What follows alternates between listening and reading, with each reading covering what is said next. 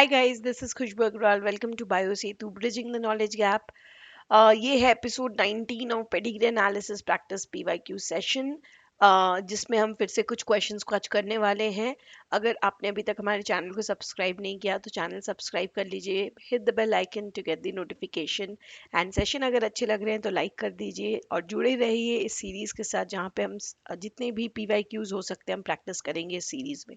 Okay, so let us start with the first question for today. और ये question ना आपको एकदम प्लेटेड है, सब कुछ आपको दे दिया गया, आपको सिर्फ उठा के खाना है, उतना ही है।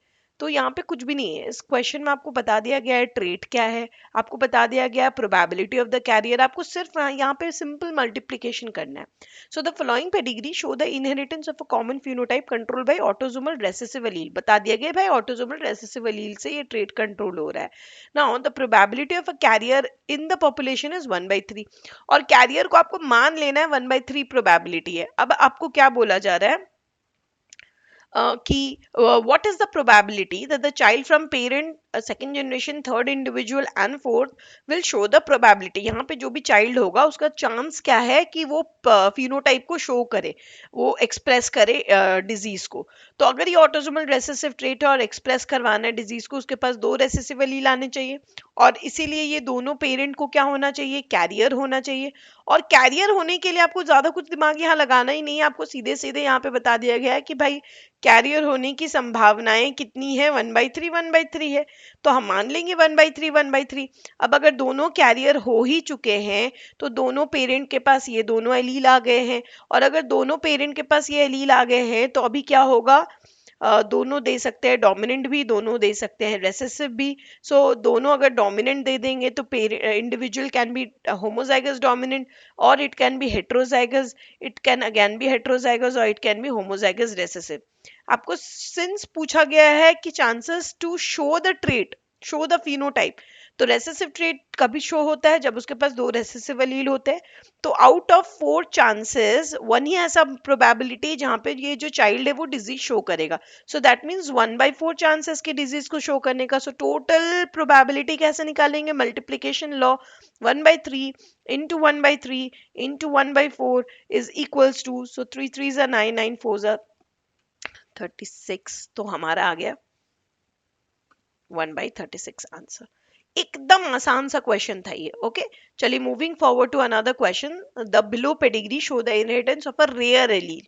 ठीक है, द एलील इज, अब आपको बताना है टाइप ऑफ इनहेरिटेंस। ठीक है, ये एक रेयर एलील को शो कर रहा है, आपको बताना है कि ये कैसा एलील है। ठीक है, तो यहाँ पे आप थोड़ा सा ध्यान रखिएगा बिकॉज ऑप्शन में इनकम्प्लीट पेनिट्रेंस के बारे में भी है।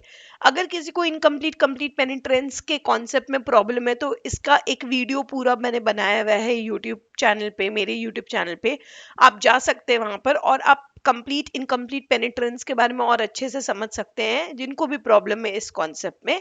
ठीक है, और अच्छे से आप समझ के फिर ऐसे क्वेश्चंस को आप कर सकते हो। तो देखिए, इनकम्प्लीट पेनिट्रेंस का सिंपल मतलब क्या है कि अगर एलील प्रेजेंट है फिर भी जब डिजीज एक्सप्रेस नहीं करे तो उसको हम कहते हैं इनकम्प्लीटली पेनिट्रेबल। मतलब जीनोटाइप तो है बट फिर भी एक्सप्रेशन नहीं दिख रहा है, वो पेनिट्रेट नहीं कर पा रहा है जीनोटाइप। और कंप्लीट पेनिट्रेंस किसको कहते हैं कि जीनोटाइप है तो 100% एक्सप्रेस करेगा ही अपने आप को, वैसे ट्रेट को हम कंप्लीटली पेनिट्रेबल ट्रेट कहते हैं। तो अब यहाँ पे अगर हम देखें तो यहाँ पे हमें दिख रहा है कि एक मदर अफेक्टेड है बट उनके बच्चे अफेक्टेड नहीं है, और यहाँ पे इनके दोनों बच्चे अफेक्टेड है। तो सबसे पहले तो देखते हैं कि रेसेसिव ट्रेट हो सकता है क्या और डोमिनेंट ट्रेट हो सकता है कि ये क्या हो सकता है। तो पहले हम चेक कर लेते हैं, रेसेसिव कंडीशन को चेक करते हैं पहले। सो रेसेसिव कंडीशन में अगर हमारे ये जो पेरेंट है ये अफेक्टेड है तो इसके पास दोनों रेसेसिव एलील होंगे अगर ऑटोसोमल रेसेसिव मान रहे हैं तो, और ये अपना रेसेसिव एलील इसको दे देगी। ये तो नॉर्मल है, इसके पास सिर्फ एक ही रेसेसिव एलील है, फादर वाज नॉर्मल। तो ऑब्वियस सा बात है फादर भी नॉर्मल है, इसके पास एक ही रेसेसिव एलील है, तो ये तो कैरियर हो गई, सिंपल सा। ठीक है, अब ये कैरियर से डिजीज को एक्सप्रेस करना तो पॉसिबल नहीं, बिकॉज अगर इनमें ये रेसेसिव एलील एक्सप्रेस करेगा तो इसके पास 2 रेसेसिव एलील होने चाहिए। बट हमारे पास यहाँ पर और कोई इंफॉर्मेशन नहीं दिया गया है, तो डेफिनेट सा बात है कि ये रेसेसिव कंडीशन तो नहीं है, भले ऑटोसोमल हो या एक्स लिंक हो, ये रेसेसिव कंडीशन नहीं है। और अगर रेसेसिव कंडीशन नहीं है तो डोमिनेंट कंडीशन होगा। तो डोमिनेंट को चेक करते हैं। अगर ये डोमिनेंट एलील से अफेक्टेड होती इंडिविजुअल तो उसके पास ऑब्वियस सा बात है एक डोमिनेंट एलील तो होना जरूरी था। और हो सकता है कि ये डोमिनेंट एलील अगर है इसके पास, और हमें पता है कि for a dominant trait it is not possible कि बच्चे अफेक्टेड है बट पेरेंट अफेक्टेड नहीं है, ये हम हमेशा पढ़ रहा है कि पेरेंट अफेक्टेड नहीं है बट बच्चे अफेक्टेड है, ये डोमिनेंट में कभी भी नहीं हो सकता। क्यों? क्योंकि अगर ये दोनों अफेक्टेड हैं डोमिनेंट ट्रेट से तो डोमिनेंट एलील आया कहाँ से? पेरेंट से ही आया होगा। और अगर पेरेंट के पास डोमिनेंट एलील होगा तो पेरेंट को भी तो अफेक्टेड होने चाहिए थे, बट यहाँ पे पेरेंट अफेक्टेड नहीं दिख रहा है। इसका मतलब क्या है कि हो सकता है ये इनकम्प्लीटली पेनिट्रेबल ट्रेट हो, कि इस पेरेंट के पास है डोमिनेंट एलील लेकिन वो पेनिट्रेट नहीं कर पाया, एक्सप्रेस नहीं कर पाया, but at the time of mating उसने वो डोमिनेंट एलील अपने प्रोजनी को डिलीवर कर दिया, बिकॉज ऑफ विच वो प्रोजनी में जाकर के एक्सप्रेस कर रहा है और प्रोजनी को इन्फेक्ट कर रहा है। So dominant with incomplete penetrance is the right answer for this particular type of a question. So जब भी ऐसे क्वेश्चन ऑप्शंस आप देखो तो आप थोड़ा सा माइंडफुल होकर के पेडिग्री एनालिसिस करिएगा और आप बिल्कुल सही कर पाएंगे। ठीक है, अब अगर आपको इसमें डाउट लग रहा है तो इसको भी एक बार चेक करना है। ऑटोसोमल रिसेसिव विद इनकम्प्लीट पेनिट्रेंस को भी हम चेक कर सकते हैं। जैसे ठीक है, मान लेते हैं कि इसके पास रेसेसिव एलील होगा, बट ये पेरेंट के पास तो रेसेसिव एलील नहीं है ना, इसके पास एक, मान लेते हैं इसके पास चलो दो रेसेसिव एलील और डिजीज एक्सप्रेस नहीं कर रहा है, फिर भी ये तो अफेक्टेड नहीं है ना, तो ये तो एक ही दे सकता है। सो ऐसा तो नहीं होगा कि कोई एक्सप्रेस ही नहीं कर रहे हैं डिजीज। ठीक है, सो ये ऑटोसोमल रेसेसिव नहीं है और डोमिनेंट ट्रेट है। एक और क्वेश्चन हम करते हैं। सो इस क्वेश्चन में हमें again pedigree marker related question है। तो यहाँ पे आपको the pedigree given below follows the inheritance pattern of a late onset after the age of 30 year genetic disease। मतलब एक ऐसा डिजीज के लिए ये पेडिग्री है, वो डिजीज 30 साल के बाद एक्सप्रेस करता है, ऑनसेट होता है। ठीक है, बट ये 100% पेनिट्रेबल डिजीज है, मतलब अगर किसी के पास ये जीनोटाइप है तो एक्सप्रेशन होगा ही होगा, मतलब आफ्टर 30 इयर्स भले देखने को मिलेगा बट होगा एक्सप्रेशन। 100% पेनिट्रेबल डिजीज है। So affected individuals are indicative by a solid circle. अगर जो अफेक्टेड इंडिविजुअल है वो सॉलिड सर्कल एंड स्क्वायर से इंडिकेट किए गए। Now RFLP analysis of DNA from each individual is shown below in the pedigree। यहाँ पे आपको शो किया गया है RFLP मार्कर। अब आपको क्या बताना है, which grandchildren from generation 3B to 3D, ये 3B से लेके 3D तक ये जो ग्रैंड चिल्ड्रन है, which grandchildren will be affected by the disease after attaining the age of 30। आपको बताना है BCD में वो कौन सा ग्रैंड चिल्ड्रन होगा जो डिजीज को एक्सप्रेस करेगा 30 साल के बाद। ठीक है, तो वो कैसे पता करेंगे, हम देखेंगे कि डिजीज वाला मार्कर कहाँ है।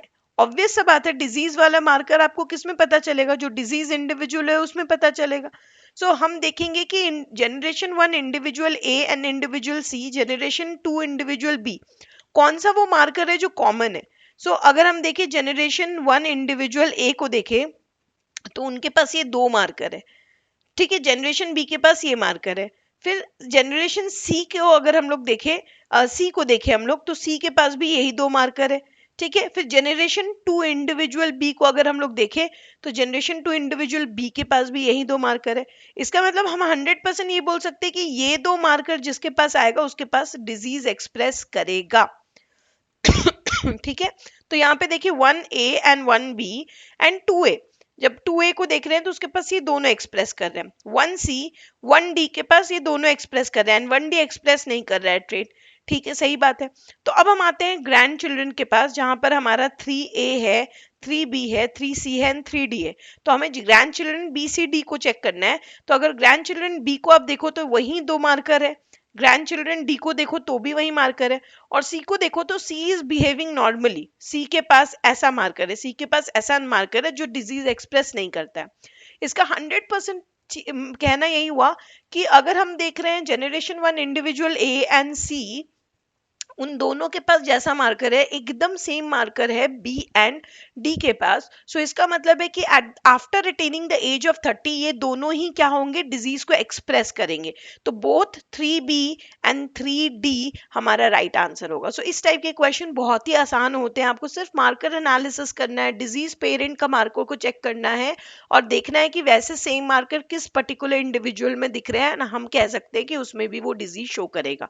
ठीक है, so this was it for today session. हम फिर आएंगे नेक्स्ट वीडियो में और क्वेश्चंस के साथ। Till then stay tune with me, stay tune with this series. अगर आप चाहते हैं पेडिग्री को और अच्छे से डील करना तो इस सीरीज के साथ बने रहिए, सब्सक्राइब करिए चैनल को, hit the bell icon to get the notification. और सेशन अच्छा लगा तो please do like my session.